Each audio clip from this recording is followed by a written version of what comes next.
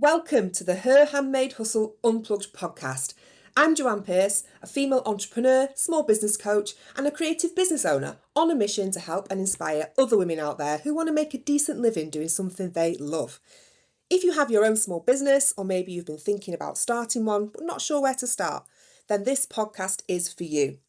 I share everything I know about starting a creative business from my own experience of running my handmade stationery company, Vintage Twee. It's as honest and as down to earth as me, and it's an eclectic mix of sound business advice, northern humour, and real life, because it's not easy, is it?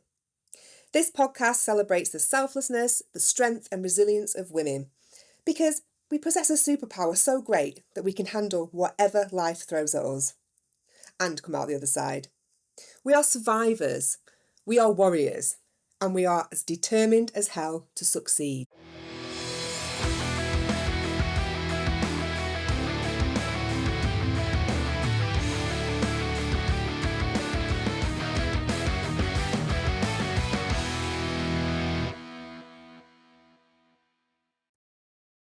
Hello, and thank you so much for pressing play and joining me for today's episode of the Her Handmade Hustles Unplugged podcast. So we're 2.5 weeks now into the school holidays, and I'm going to sound like that guy off Titanic here when you see him searching the cold, dark waters, in his lifeboat with his torch, and he goes, "Is anyone alive out there?" That's me. Rosie's Blair clinging onto that piece of wood for dear life while Jack gave up hours ago, didn't he? He's at the bottom of the ocean. It says it all, doesn't it? Anyway, mothers of school-aged children who are undoubtedly running you ragged right now, you are doing amazing. Especially if you're trying to run a business or work at the same time. I'm not going to lie, the lifeboats are still a few weeks away at the moment, but stay on that board. Hang on, they are coming. Until then, stay focused. Do what you need to do to keep sane, and blow that goddamn whistle as loud as you can if a lifeboat happens to pass by and rescue you, even for an hour. So today's episode, it's a bit of a tricky one to navigate, but it's one I've always wanted to record. For a while now, actually. And I was sort of given a sign last week to do it after a post that I saw on LinkedIn by another business coach, actually. She's called Lucienne Shakir. I hope I've said that right.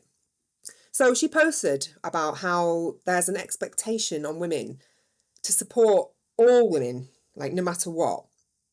And she went on to explain that, she can't always do it. She doesn't support women who are unkind or who are false, or those who just can't be themselves. And when I saw it, it really resonated with me because I've met a lot of women through my time as a business owner, but also, in life in general, who I just haven't been able to gel with, or who I've had conflict with, or who I just don't feel comfortable around, And yeah, I've always felt guilty about feeling this way. It's like I'm cheating on womankind or something. And so I commented on this post by Lucienne, and I said that I totally agree with her. It's hard when as a woman you feel like you have to like everyone that you meet, or you'll be viewed as really bitchy or unfriendly or stuck up. So I commented and I said, it's true. Some people are just not your people, and you shouldn't have to feel pressured to welcome everyone into your life with open arms if you're not comfortable around them. And this isn't gender specific, it applies to everyone and anyone. You can choose who you want to spend your time with and who you enjoy, being in the company of. So, yeah, I was thinking about this, and I was thinking that, it'd be particularly interesting today to talk about this whole idea of female solidarity in business and in life, and address some of the common misconceptions about it so that you don't feel guilty about surrounding yourself with certain people only. And I think it's particularly helpful because as women, we naturally try to please everyone, don't we? Everybody but ourselves sometimes. I don't know about you, but I can be a bit of a yes person, and I try and say yes to everything, or I did do for a long time. I'm getting a bit better at it now, putting myself first. And it can be really hard to know how to deal with it when actually you don't align with another female.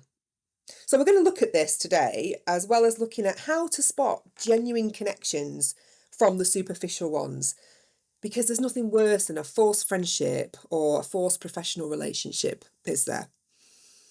And, we're old enough now to choose who we want in our life without the fear of being judged. Because honestly, when I think about it, I don't believe that men have the same problem as us when it comes to choosing which colleagues or friends that they want in their life. They are much more direct about it than we are. And you've got to love them for that.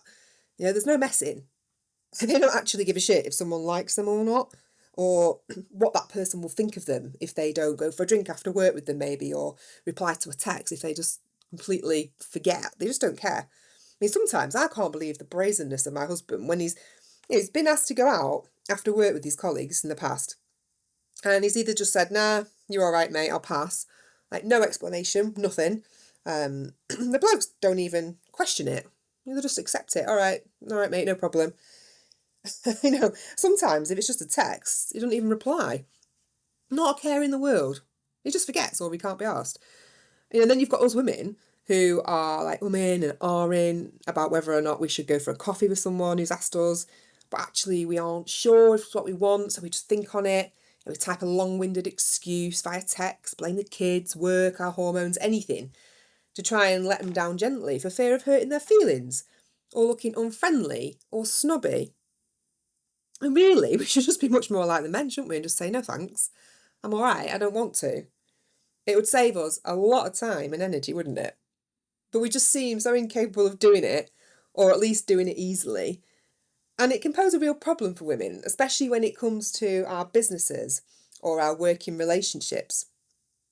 I'll give you an example of a toxic female relationship that I encountered right back at the beginning of starting Vintage Tree, my stationery company. So I was just out of my first marriage. It was a highly destructive relationship. It just left me a total mess, a shell of my former self. And I think I was the weakest I have probably ever been, emotionally and physically. And I met a friend at the time who isn't one anymore, and she latched onto me and just became a bit of an emotional crutch for me, really, while I was down and out. I was grateful of her company, I was grateful of her friendship. And we spent a lot of time together, and she was a fellow artist too, and we became close friends. And I just enjoyed having this person care about me and care for me after having not felt this way for such a long time.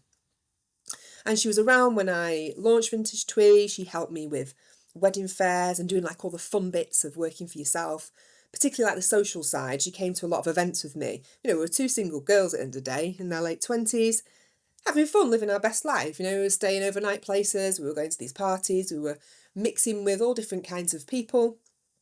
We were having a good time. And then it all just went a bit wrong.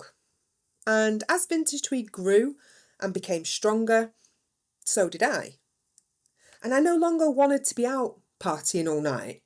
My business had took off and I actually had real work to do. It was what I'd been aiming for this whole time. All these connections that I'd made were paying off. I had responsibilities that I didn't have before. I rented my own place for the first time and I had bills to pay. And I had found this strength and determination and this fight that I had lost during the time of my bad marriage. And I was back. I was me again. I started dating. I spoke out and stood up for myself. I was ambitious, independent. I even fell in love again. And my God, did she hate it. She absolutely hated it. And I saw a side to her that had been hidden, even though I was kind of suspecting it was there all along, because she was very bullyish.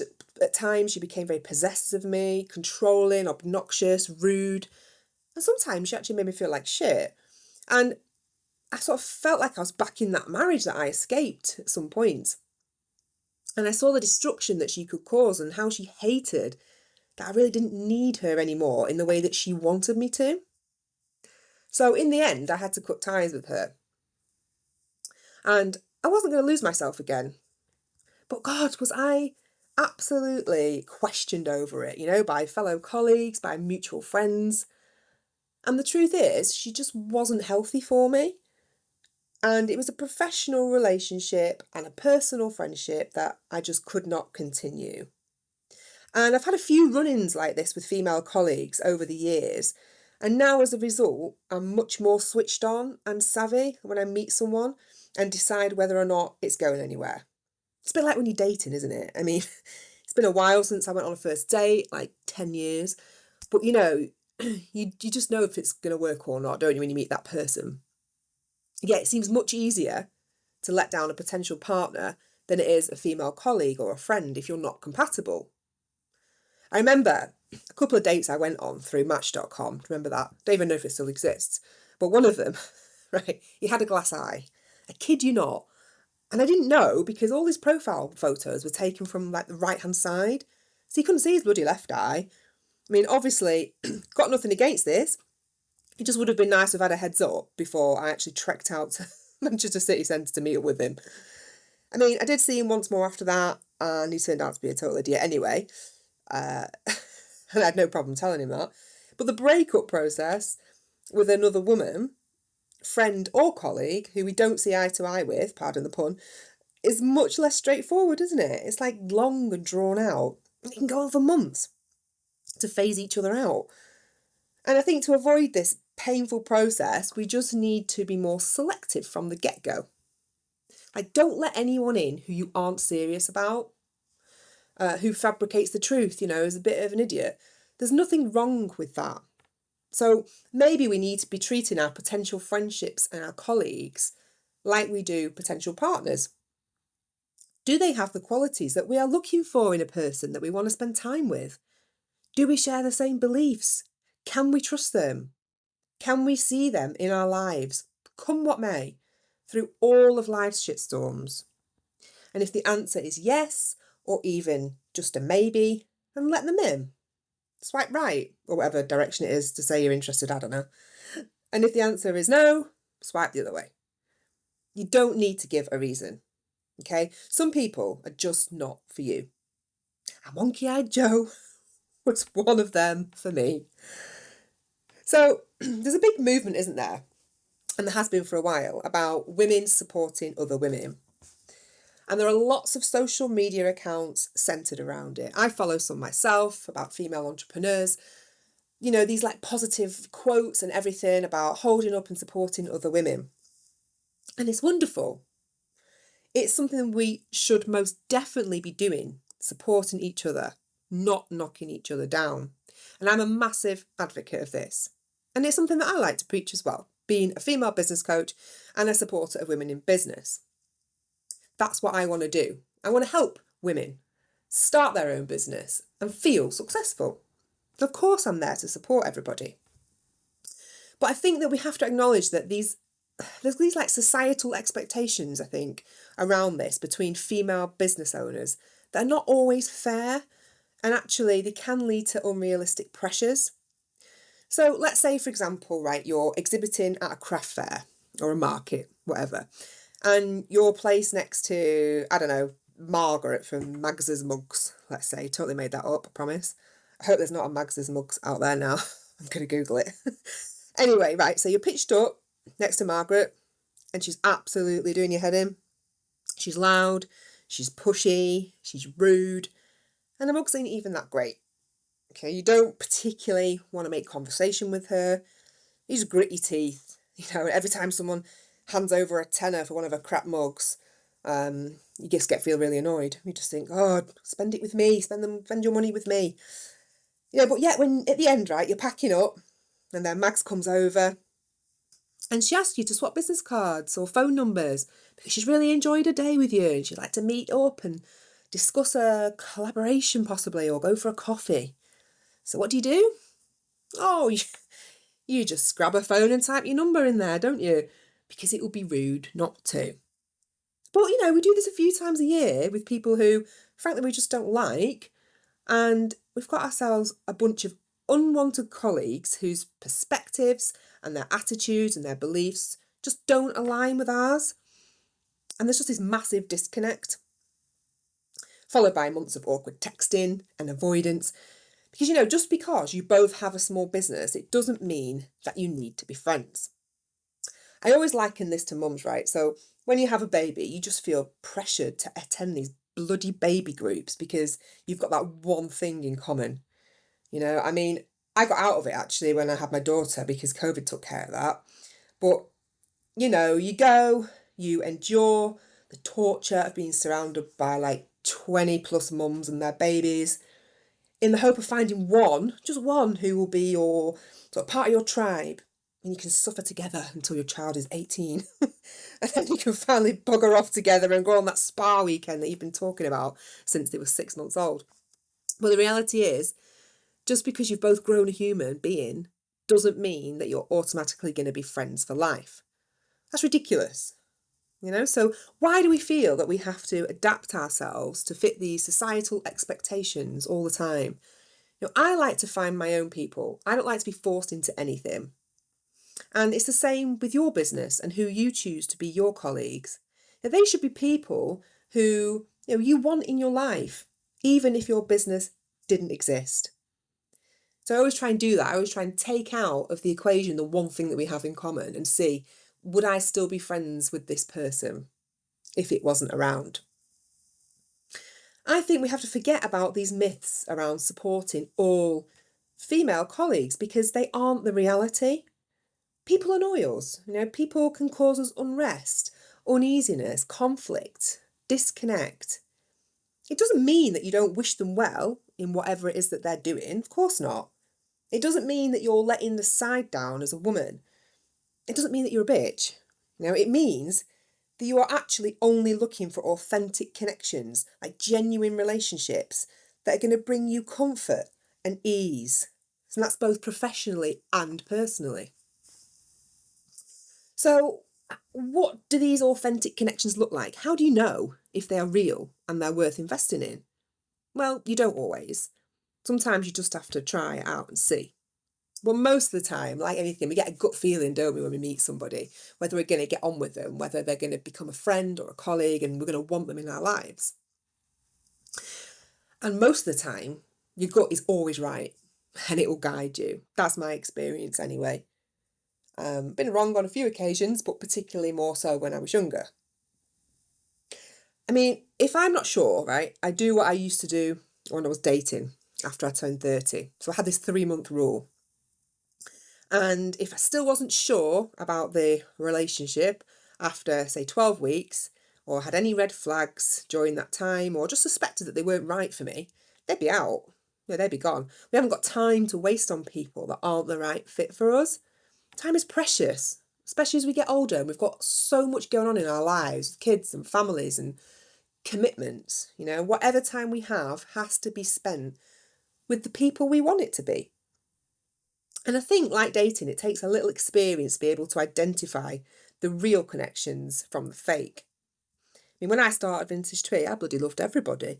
If someone so much as said to me, "Oh, I really like your work," I'd shove a business card in their hand and try and sort out a meeting or a coffee or a collaboration. I'd be like, "Oh, great. Bloody Elsie, 80-year-old Elsie from down the road loves my work. God, let's go for a coffee and think how we could work together." I mean, how ridiculous. We've got nothing in common other than the fact we're female and she likes my stuff. I've worked with loads of people that just weren't right for me or my business for numerous reasons. And some of which, like, I think, like I said before, I was trying to think about when I started the business, who I could collaborate with all the time. And bearing in mind, right, that I make stationery. That's my small handmade business. I make stationery. And I was thinking, these are the sorts of people that I've collaborated with the past. A jewellery designer, a part-time chef, a gift shop specialising in selling imports from China, and a Turkish restaurant. I mean, I'm all for having an open mind, right, and thinking outside the box, but Jesus, even I don't know what I was thinking. Obviously, those collaborations failed. But it's like, now I have to look into the person. If someone approaches me and asks to work with me, I have to see if it's someone I like, someone who I share values with, that we've got the same work ethic. Don't be afraid to be selective, and don't be afraid of offending people. Seek out people that you respect and you want to work with. So say maybe there's a shop that you've always wanted your stuff in, you've walked past it time and time again, and you've just wanted your stuff stocked in that shop window because you love it so much. But you don't like the owner. The owner is obnoxious, rude, wants to take a ridiculous amount of commission off you for putting your stuff in there, makes you feel like it's an inconvenience and they're doing you a massive favour. It's not going to work. You don't need to be a total people pleaser, because signs of a healthy professional relationship, they're easy to see. And it's much like a genuine connection. You just gel. You get on and you like each other and you respect each other. You can be yourself around them and it doesn't feel like an effort. And you can be open and honest. And you can have those awkward conversations about pricing and commission and things like that. Like if the person that owned that shop was all of the above and more, then it would be absolutely fine. And you could say, well, actually, that commission doesn't really work for me. It's too high, but I'm willing to meet you in the middle, and I can give X amount away. And if that person is a genuine business person who you get on with and who respects your work and respects you, then they won't question it. So you've really got to think about that when you are seeking out people who you want to work with, and have representing you in your business. It should feel natural. And sometimes actually it's easier to look out for signs of an unauthentic connection first, because I think as we get older, especially, our bullshit radar is like more finely tuned than ever, isn't it? And I feel like now in my 40s, I can spot them a mile off. And I've had a lot of female colleagues come and go in my life, and a lot of them have gone because I felt like their intentions just weren't pure. I've had a lot of people try and copy me, piggyback on my success, trying to bring me down to make themselves look better. You name it, I've encountered it. And you may have already experienced that too. Or if you haven't, you may be on the lookout for it. I'm much wiser to it now, but it did take me a while to get here. And it's important to remember that you can still boost your business and grow it in all the right ways with fewer quality relationships rather than just a lot of superficial ones. And I think, in fact, you're more likely to grow your business this way than with a load of forced friendships and fake followers that will actually only cause you more of a problem and a headache in the long run, because I'm all for an easy life these days. I don't want trouble, don't want stress. I just want people in my life who I know genuinely care about me and my business. So what if it's too late though? You already let someone into your circle of trust and you just find yourself wishing that you hadn't. Okay, it's inevitable. And we're going to meet people and even work alongside them. And things just aren't always going to work. They don't feel right.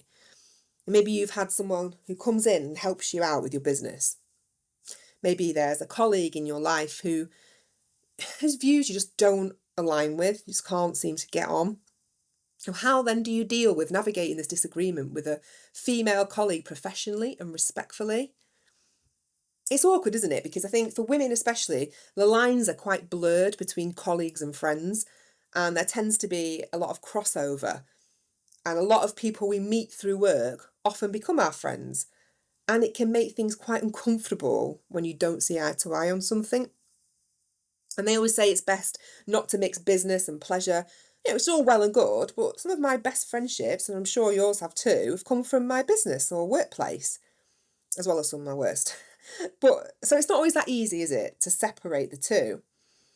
And I'll give you an example of something that happened to me, and it still makes me very sad and angry to this day, even though it happened a good 7 years ago or so. And I don't really talk about it often for this reason, but I'm going to today for the purpose of this podcast episode and illustrating a classic case of a good friendship gone bad due to differences in work ethic. So I had a good friend who was in my life for 7-8 years before it all went wrong. And she initially came on board with Vintage Twee at the beginning when I just needed a bit of extra help with my orders. I was busy enough, wasn't busy enough, to employ someone full time, but I needed that help because it was a bit much to do on my own. So she'd dip in, like once or twice a week, and it suited her because she didn't have any other work. She had a young child, so it fit perfectly around school hours and everything that she wanted. And we were very, very similar in one way. Professionally, we were both perfectionists, we were organised, creative, and keen, which obviously made her the ideal person to come on board and help with Vintage Twee. Personally, we both loved the same things too. We loved a bit of afternoon tea, pretty fabrics, gardening. But in so many other ways, we were like chalk and cheese. So she was very highly strung, severe OCD, didn't have massive ambition, and was a bit of a kept woman really, and she was happy to be that way. She also had a very sharp tongue, and she could be quite condescending towards me, often undermining my business decisions, even though she wasn't in partnership with me whatsoever. But she sort of felt like she had this upper hand, and she used to show me up in public with certain comments that she would make when she felt uncomfortable, and it just didn't sit right with me whatsoever. So basically, she used to make some like fabric-based items that I'd have on my website and my Not on the High Street shop and Etsy shops. So when they sold, I would take a commission, probably around £2, if that, from a £27-28 sale. And I only did this, I only offered to put them on my shop so that she could try and earn her own money. I didn't have to do it, but I said, yeah, let's see if we can get you up and running a little bit and get you some money coming in from your talent. So it's a bit of a platform for her, I guess. Anyway, so she started to sell more and more of these items and the demand for them got higher. And then I noticed that she just began to get quite moody when I asked her for updates on orders. And she was snappy when I had to offer customers like partial refunds if something wasn't quite up to standard on their order. At the end of the day, it was my business reputation on the line. And I wasn't prepared to let my standards drop. I ended up having to increase my commission by, honestly, probably pence, 20, 30, 40p, can't even remember, but it wasn't much, just to cover my time doing all the order processing and the customer service, because it was taking up a lot of my day. Her sales were taking up a lot of my day. And she wasn't making shit money. She was like earning, she was coming out with about £1,000 a month on good months. And she had it pretty cushy, so she was sat in a craft room sewing when her son was at school, which again, perfect hours, fitted around her. And she'd make maybe one drop off a week to my house, delivering the stock that she'd made. There are loads of women out there who would kill for that opportunity, right? Anyway, this particular time I'd asked for some more stock of an item because I'd hardly had any left. In fact, I was actually overselling on Not on the High Street, so we had back orders for it. And I was getting a little bit sort of deep and buried in these orders. And I said to her, look, I need to know when the next lot will be delivered because you've oversold by, say, 10, 12. And she couldn't give me a time scale of when she could get them ready by. So as a result, I had to temporarily mark them as out of stock on my website, as you would. Because it was only me who was going to get it in the neck from the customers if they ordered something that wasn't actually available. So I had to make a business decision for my business to keep things manageable until she could catch up. But fine, yeah? I think so. And one day I was at the hairdresser's and this email popped up from this particular person. She was absolutely furious with me, like another level mad. Basically having a massive go at me for cutting off her income by outstocking her item, like totally dramatic and unnecessary when all I'd done was mark them as unavailable until I physically had a stock of them again in my drawer. That's all I needed. I needed them to be there so I could dip in and get them posted out as soon as a customer would order. She brought my character into question, she was disrespectful, and she proved in that one email that she obviously didn't know me and the kind of person that I was, despite these 7 years of friendship and a working relationship too. And I was absolutely stunned, I can't tell you, it upset me so much, it shook me to the core. I tried to call her to talk about it, but she completely refused. She was just so angry. And in the end, I was fed up of trying. I became more pissed off with her, her immature attitude and this willingness just to throw our friendship away just like that. Especially when just a few months prior to this, she'd seen me at my lowest when my mum had died. She was even there at this last minute celebration of love that me and my husband, who I wasn't married to at the time, we'd organised it 2 weeks before my mum died just so she could see that I was settled, and be there for as close to a wedding as we could arrange at such short notice. So I didn't even think that she was a fair-weathered friend. But the truth is, she'd gotten too big for her boots and she thought she had equal say in the running of my business when in fact she didn't. She wanted to be in control of her income, like 100%. And if she wanted that, then she should have started up her own business. But she didn't want the stressful parts of it because it's hard work. Being self-employed is such hard work. You're responsible for everything. And she didn't want that. She just wanted to cherry pick the fun bits. Sew in her perfectly tidy studio, listening to Radio 2, drinking tea from china cups at her leisure. And there's me, dealing with all the Rottweiler customers on Not on the High Street, steam coming off my keyboard, trying to process all the orders, getting sweaty on the post office run every day. For what?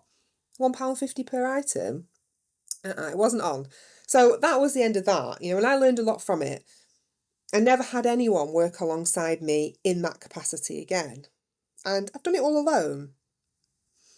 So, what are my tips for navigating disagreements when they arise? Well, don't email them back when you're angry. It's probably not the best idea, which is something that I did. And also, don't give them the finger out your car window every time you pass by their house. Did that as well. Keep it respectful. Okay, if it goes sour, at least then you've kept your dignity. It doesn't mean that you have to accept being disrespected. You can still voice your opinion on whatever the disagreement is. You just have to be calm and rational, because it'll annoy them more anyway, trust me. You're the bigger person. And I learned that if I was ever to work with anyone again in this capacity, I'd probably have clearer boundaries and guidelines, maybe even a written contract actually, to lay out the terms and conditions and anything that you need to do to protect your business. I'd probably also make sure that the person I was working with understood my work ethic, my codes of practice, how I operated, and their beliefs aligned with mine. Maybe even a little interview. I never considered doing that, but people would be crying out for some kind of flexible role like I'd offered this person. And, an interview is probably not a bad idea to find out if they would be a good fit. I'd probably also check they didn't have like a personality disorder too.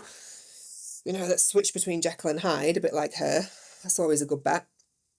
Anyway, the way to avoid this kind of conflict, which can get pretty hairy between women, can't it? Let's be honest, is to build yourself a support network of women that you like and that you trust. It doesn't have to be many. Like I think I've said before, I can count on one hand the amount of people in my life, friends and colleagues combined this is, that I can trust and that I want in my life, and that will support me no matter what, personally and professionally. Probably 5 people, it's not a lot, but it's a quality network of people. And I think you need to also try and find and connect with like-minded women in business. And there's loads of ways you can do it. You're going to come across, a few bad eggs, if you like, for want of a better term, ones that you maybe think you can connect with and then you realise actually no. But you can try things like Facebook groups, on social media, your fans and your followers.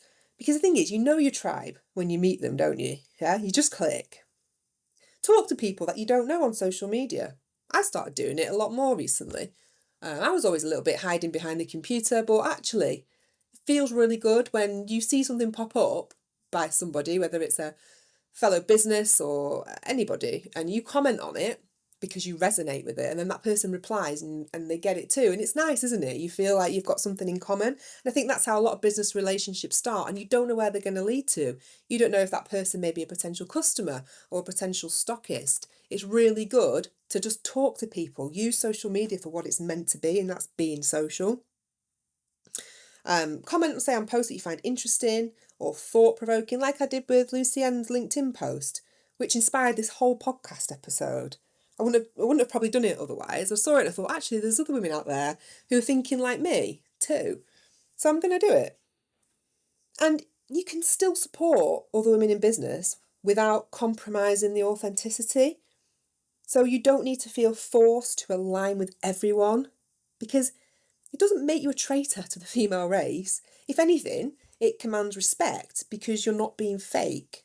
I mean, I am a massive, massive supporter of female-owned businesses. And if you know me, you'll know that's true, right down to my very core.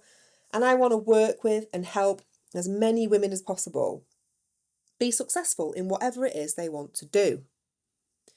But I also know that I won't be for everyone, and they won't all be for me either. Just because we're both women, it doesn't mean that we're going to instantly get on.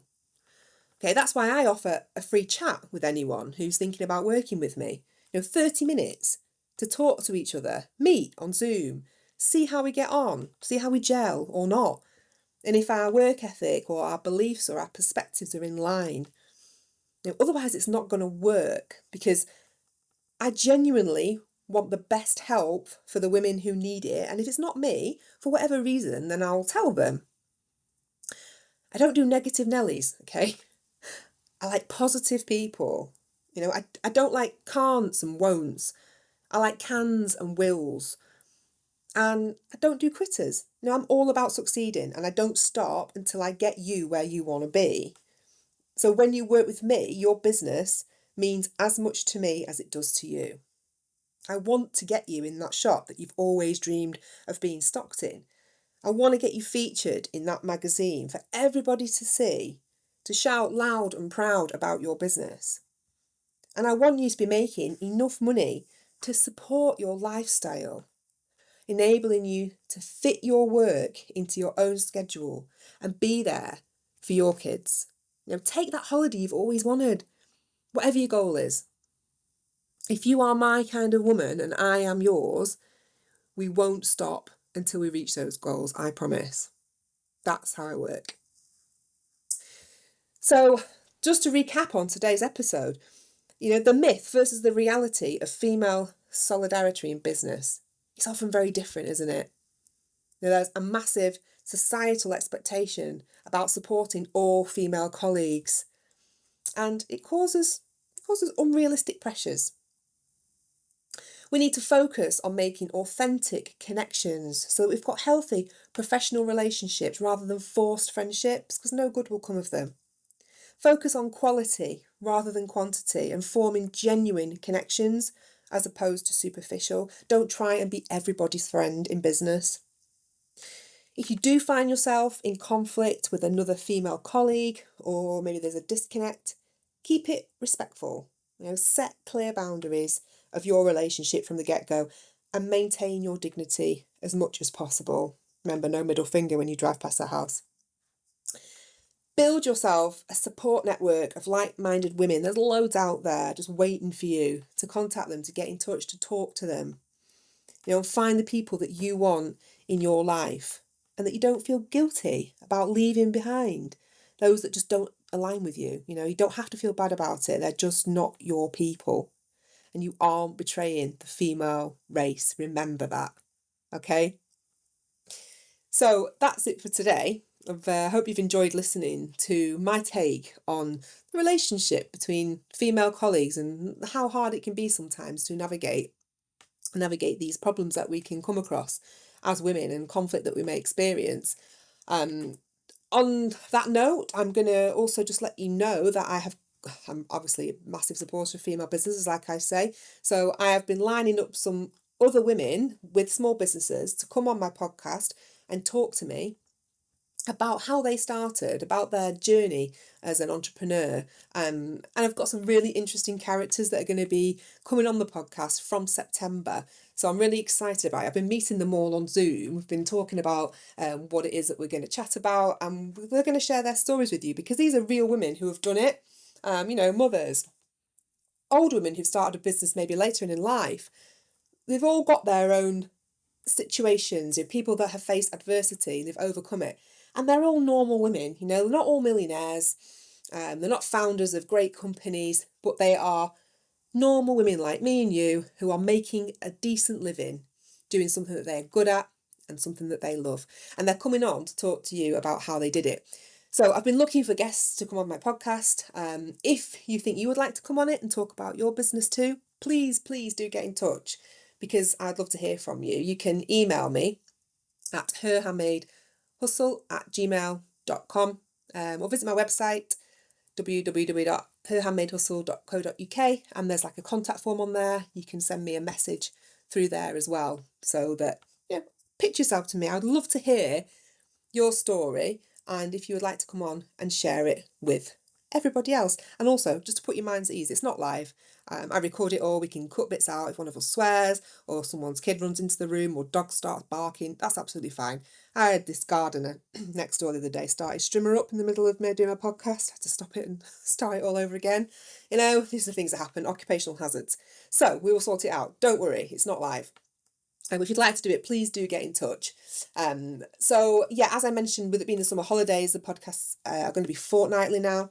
So I'll be back in a couple of weeks. I'm off to see my sister down south tomorrow, which I'm really excited about. So I'm sure I'll have lots of stories to tell for the next episode when I'm back. But until then, take care of yourselves. Thank you so much for listening, and I hope to be able to chat to some of you soon. Okay, take care. Bye.